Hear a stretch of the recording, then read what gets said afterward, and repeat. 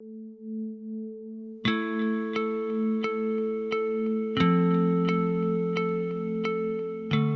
want to say that this webinar today, bringing together political leadership, health practitioners, researchers, academia, business, civil society, and the African and international communities to deliberate and recommend ways for harnessing science, technology, and innovation in response to COVID-19 and future pandemics is commendable.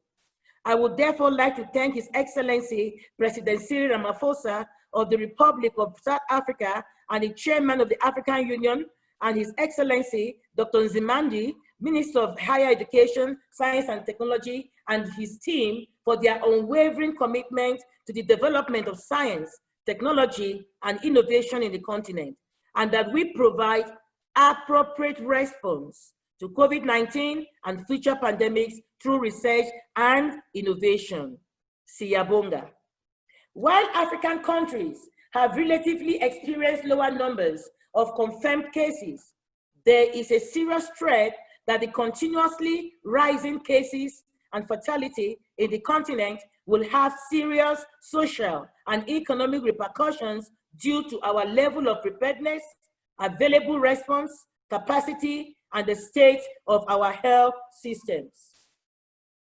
Thanks to the African CDC, in collaboration with regional and national CDCs that has mobilized a formidable support domestically and internationally to enable member states to deal with this global pandemic in addition to the local efforts.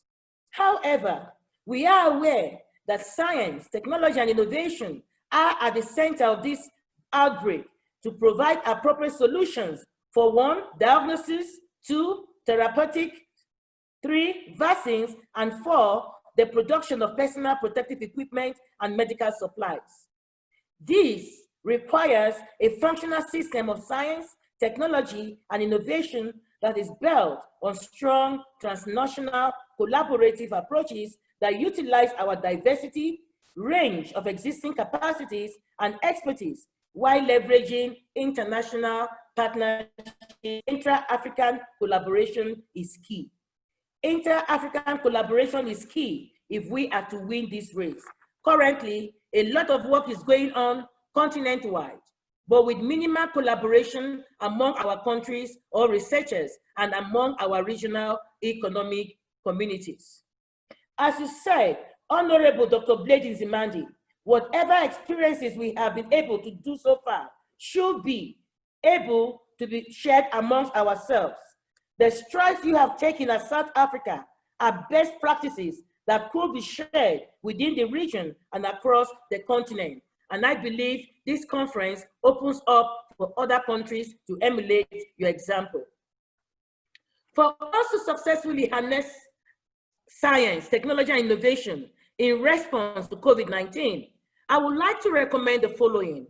1, establishment of a Continental Public Health Research Alliance that brings continental public and private stakeholders and global partners to support and fund coordinated continental public health research in the short term, focusing on development of vaccines against COVID-19, diagnosis, and therapies. Yesterday, we had a conversation saying that we need to start work on a regional level, bringing member states on regional level to have a coordination of a kind like a center of excellence for innovation, maybe for vaccine production, maybe for traditional medicine translation into modern medicine in solving the problems of COVID. 2, foster through our national, regional, and continental educational and training strategies, the development of critical human capital needed in the health and other technical sectors through boosting STEM education and paying special attention to youth and women. 3, vigorously pursue the development and use of Africa's rich traditional medicines and indigenous knowledge as crucial healthcare option through appropriate, comprehensive policy frameworks and guidelines at the national, regional, and continental levels. 4, improving scientific capacity, infrastructure, and preparedness for pandemics by strengthening and building the required biosafety level laboratories. In particular, strengthening the few P3 and P4 laboratories in the continent. 5, support and fund the African Scientific Research and Innovation Council, ASRIC, work that is focusing on mobilizing the scientific community to carry out studies on impact of COVID-19 on Africa's food and nutritional security, socioeconomic impact, and on Africa's indigenous knowledge to preventing and controlling emerging infectious diseases on the continent like COVID-19, utilizing an Afrocentric response. Strengthening its advisory committee of COVID-19 to support policy and decision-making. And 6, Africa should develop capacity in science, technology and innovation, intelligence, forecasting, and science advice to respond, mitigate, and prepare future pandemics. And 7, we call upon member states to embrace our collective heads of states and government decision on 1% GDP allocation to research and development and how to increase the funding for science, technology and innovation at the national and regional levels, and 8, to promote intra-Africa and international cooperation in science, technology, and innovation. We need to embrace science diplomacy and open science, as the previous speakers have said, and we can improve lives and have common solutions if we do so. The Continental Science Technology Innovation Strategy for Africa 2024 is pivotal in the implementation of Africa's science agenda.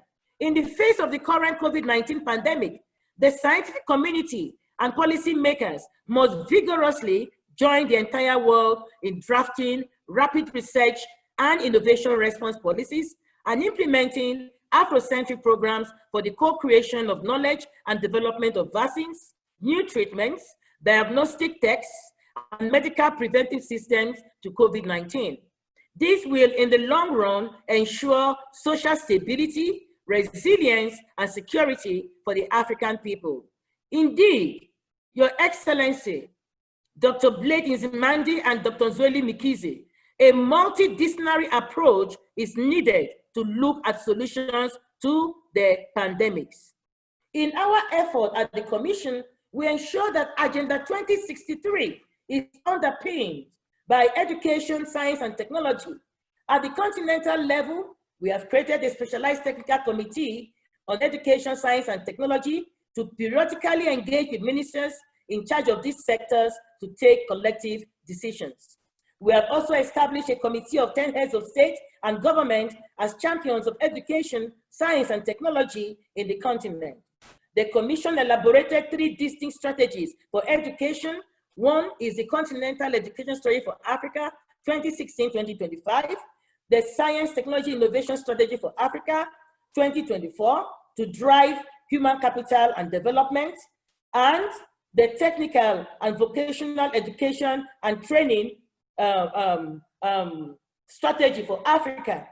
These strategies enable us to break down barriers that create a fragmented systems on the continent through strengthening coordination and addressing with levels of investment in both education and research and innovation.